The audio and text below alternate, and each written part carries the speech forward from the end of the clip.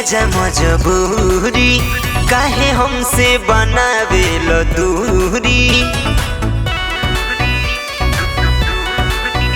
तनी बुझिए राजा मजबूरी, काहे हमसे बनावे लो दूरी।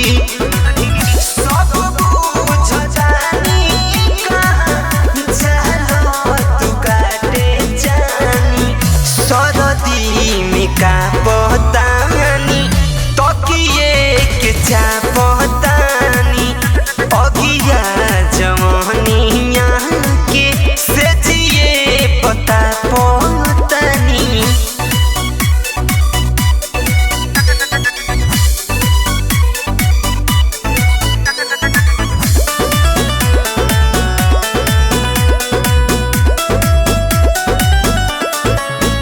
तोहर मोती ये पति मराइल बा, कहीं लागे बुरा हम बतिया कहीं जे सही।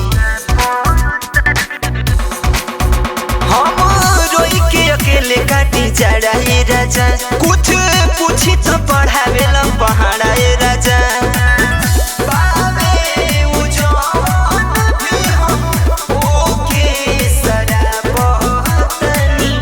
सरदी में का पतानी तकिए के चापतानी, अगिया जमनिया के से जिए पता पतानी।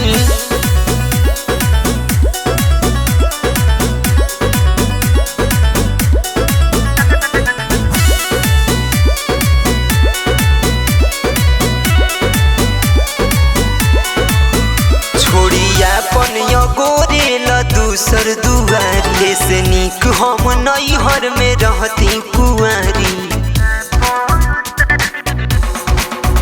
जदी चली तोहर दूसरा से चकरे राजा, यादो राज के दे देब अफरे राजा।